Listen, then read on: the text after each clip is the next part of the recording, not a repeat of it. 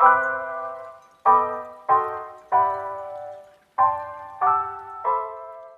Chris from Lace Partners. Thank you very much for joining us for our latest fireside chat. Interesting one that we've got today. We're going to be talking about a recent campaign that we've launched called Redefining Workforce Productivity. And to get me started on this fireside chat, I've got Chris Horton on my far side. Chris, you all right? Chris, I'm really good, thank you. I've got Adam Morris right in the middle. You all right, Ad? I'm very good, thank you. Very good. And I've got the wonderful Debbie Mitchell. Right on the closest to me. I was going to say on the end, but you're in the middle. I'm not on the end, I'm in the middle. You're right in the middle. So it's great to have you guys on. And what I want to do today is just have a chat about that campaign.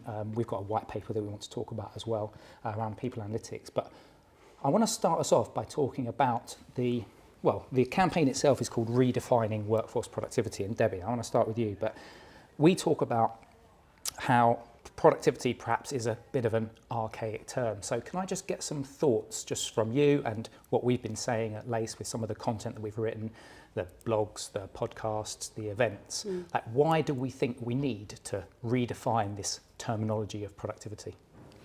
I think it's the first thing Tim says in his book, for example, Tim Ringo talks about the fact that it's quite an archaic term. So it kind of takes us back to the time when actually we were producing stuff. We had an output of manufacturing items, and actually our economy has changed a bit, and now we're much more driven as a service industry. But I think for me it's thinking about it in a different way, and productivity is, I think it's quite a business-led term. It doesn't feel very human.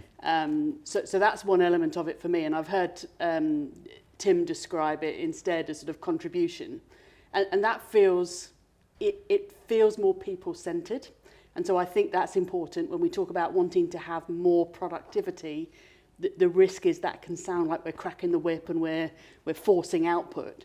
But actually what we want to do is create the environment that allows people to work effectively, to work efficiently, in a happy place. That means actually they enjoy the kind of throughput that we can get.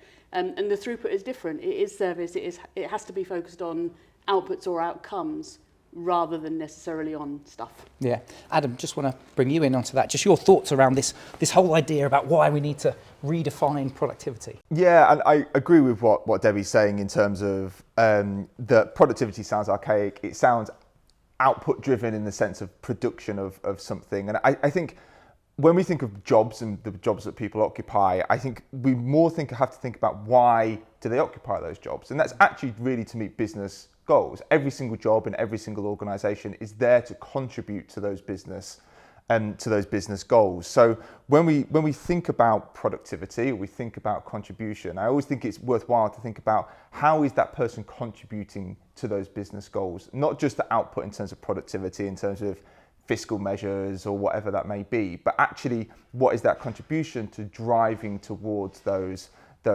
business goals. And when we do that, actually what we see is instead of having a fairly old school view of everybody has to be either saving cost or generating revenue, it actually becomes a lot more of a colourful landscape and a complex landscape.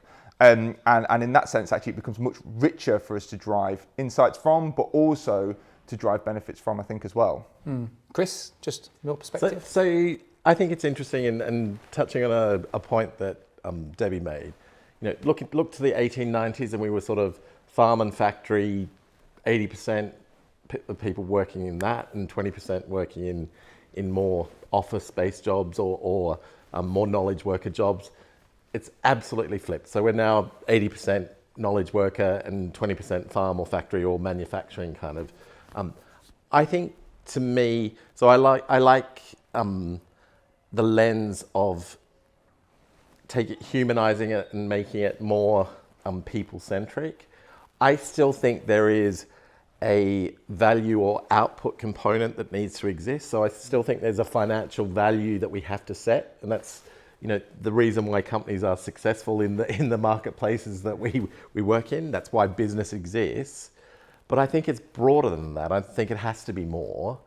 And for companies, for countries, for people to be productive, we have to get more purpose-led. We have to get more engaged, we have to get more innovation. And I think that's truly where productivity needs to broaden and become, yes, it's absolutely the fiscal side of it, but it's also about how do we get our employees to really get behind the purpose of the company, be strong behind that, and actually be truly engaged. And therefore, by being truly engaged, be more innovative in coming up with new products or services or ways of working to actually increase the output, to increase their contribution. And I think that's making it those three pillars or those three items really helps to broaden it out. Yeah. And I think it's interesting because organisations now are much more aware, I think, of the value of doing some of what we traditionally called that softer stuff, right? The fluffy things, because they can make the connection between that employee engagement experience, focusing on purpose and values, and the bottom line. Because absolutely, you know, organisations have always been about, we've got to have a good bottom line. They still are. Nothing has changed on that. The way they achieve it's different because it's no longer product, it's now about knowledge service.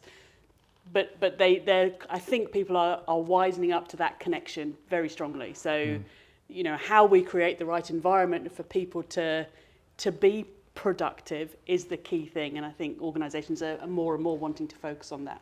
I think there will be an interesting kind of maybe test case for this as well. If obviously the economy continues in the direction it looks like it's probably going to go, obviously here in the UK, but globally as well, to see if these principles hold up. I think we've been in quite a good period, maybe except for COVID, in terms of just general market performance. And we saw loads and loads of these initiatives happening, and we saw, I think, some of them which are really good, and we'll go on to speak about maybe some of those in a little bit. Some of them, you know, football tables and ping pong, maybe not hitting the mark specifically, but I think the test case will come if we start seeing potential downturns, potential pressures on the bottom line. Can we keep up this connection? I think that will be a really interesting test case around this as well. But I would argue that it's at times where you're seeing economic downturn that in fact you needed to broaden out productivity, you need to broaden out the purpose, because all you're doing is then cost cutting and getting efficiencies and actually potentially creating either a boom or bust kind of framework or potentially damaging companies significantly.